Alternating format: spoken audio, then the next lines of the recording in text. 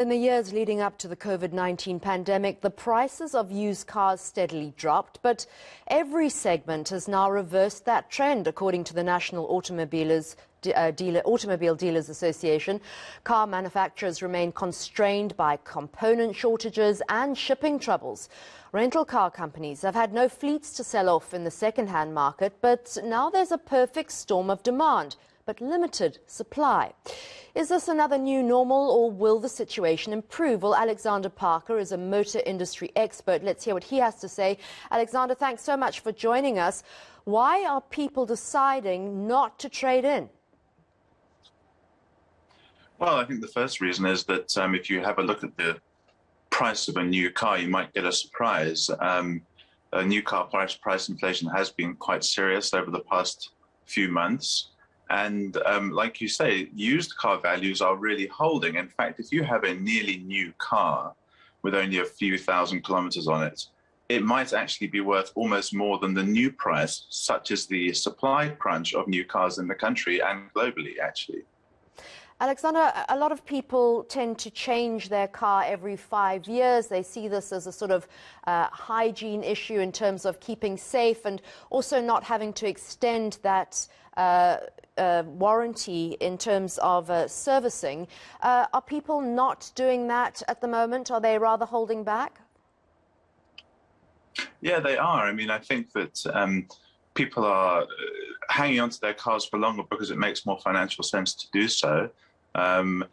Because the car is worth more than a three-year-old car is now holding its value much more than a three-year-old car would have done, say, a couple of years ago. There are lots of factors behind that. And the biggest driver of that is a lack of supply of new cars as a result of the superconductor shortage, which is really causing huge chaos in automotive markets around the world, and not just in South Africa, and producing some extremely strange outcomes in terms of sales globally. The car companies are distributing the superconductors within their own networks to the models that have the best margins. So you're seeing very strange things like the S-Class Mercedes, for example, almost outselling the C-Class Mercedes in Germany last month. That's because that's a model with greater margins. And so supply of ordinary cars is incredibly hard at the moment, and that means that used car values are really high. And therefore, people are responding to that by hanging on to their car for longer because it's still valuable. It's not a depreciating asset in the usual way. Alexander, what is the superconductor market? I really haven't heard that before. Please expand.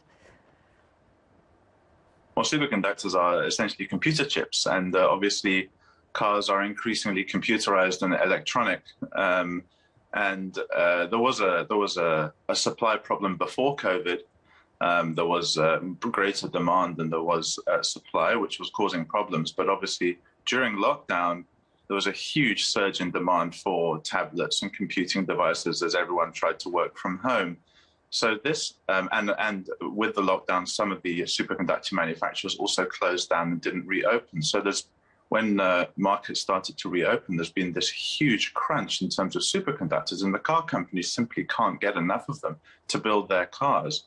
So, like I say, they're rationing what they can get within their companies to the markets, to the models that have the best margins, which is why it's so hard to find a new car. And if you can find a new car, you're not going to get a discount on it either. They're getting full price, which means that, new cars feel really expensive at the moment, and they're hard to come by. Hence, people are hanging on to their slightly older cars. That makes absolute sense. Thanks for enlightening me there.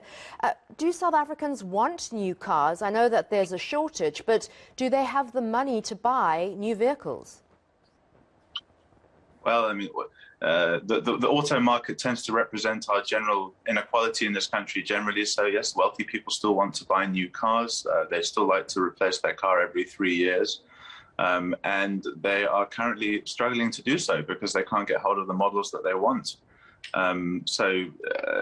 There is a lot of pent-up demand for new cars in this country, not obviously in massive numbers like you would see in the wealthy nations, but certainly there's pent-up demand in the new car market in South Africa, and that's keeping prices of everything high.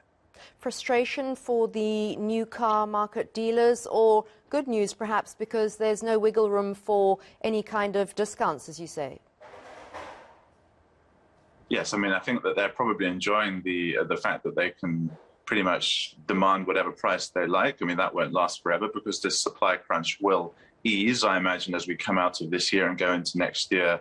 The superconductors will come on stream and the supply of new cars will resume, and that will have an impact on hopefully reduce some pressure on prices, get more people out of their older cars and into newer cars, and relieve some of the pressure on the used car market as well, and hopefully see some prices relax a bit there as well. But I think most of the car dealers are in new and used cars, so I think some of them probably winning at both ends at the moment. It can't be a bad business, actually.